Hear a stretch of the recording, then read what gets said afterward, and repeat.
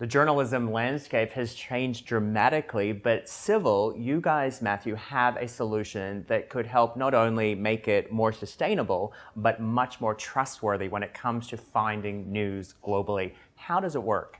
Ultimately, we are using blockchain and crypto economics to create a new economy for journalism that can facilitate B2B transactions, B2C transactions, but effectively the entire exchange of value between journalists and citizens, from independents to large media companies to consumers to community organizations, that would enable them to be part of a coherent whole where the direct exchange is peer to peer. There's no corporate entity there or billionaire owner, say, that's extracting the value from the exchange or from the connection.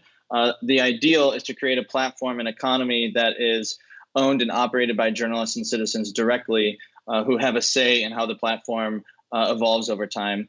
And that's ultimately what we think sets the stage for a new way forward for journalism. How does the token component play into it? So there's a couple things when you consider the sustainability of journalism. One is just the cost basis, and then there's also what is required by the current industry to monetize itself, and how our approach is both reducing the cost, reducing the barrier to entry, we think, for a number of news organizations to get connected into a global network, to distribute their content in a way where the exchange of value is more direct and they're capturing more of the value that they're creating for their consumers.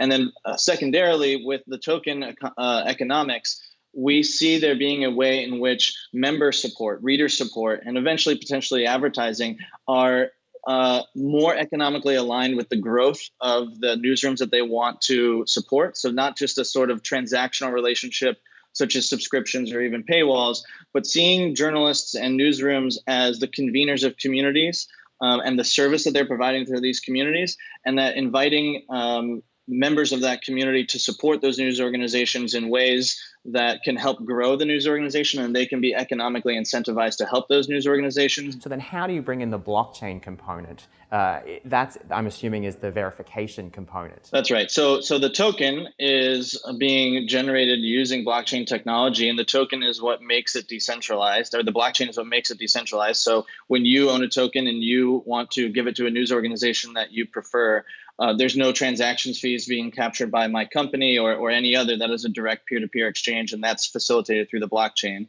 But what's also happening on the verification side, as you mentioned, is people who are publishing through civil technology are authenticated. So each author and each news organization will have a permanent identity on the blockchain. So if I encounter an article by you and your news organization, I know that that is 100% you and your news organization. There'd be no way to spoof or fake that.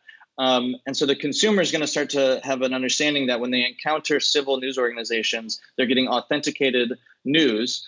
And anybody who wants to publish on the platform not only has to verify their identity like that, but they're committing to abide by what we call the civil constitution, which is our rule set, the governance of the platform. So you can't just come on here and start publishing plagiarism or fake news or hate speech. We have a whole set of journalism ethics, essentially, that we've drafted together with, at this point, maybe 100 journalists and free press experts from around the world that are going to serve as the rules. And if someone comes onto the platform and violates these rules in a serious way, the community is economically incentivized to expose that and possibly even remove them. If you're a bad actor newsroom, you would suffer economic losses. So it creates an ethical economy, we think, where all the participants in this are motivated to work in service of quality ethical journalism, and then it unleashes a marketplace or economy experience where you can trust the people who are participating here because you know that they're being held accountable to this set of ethics.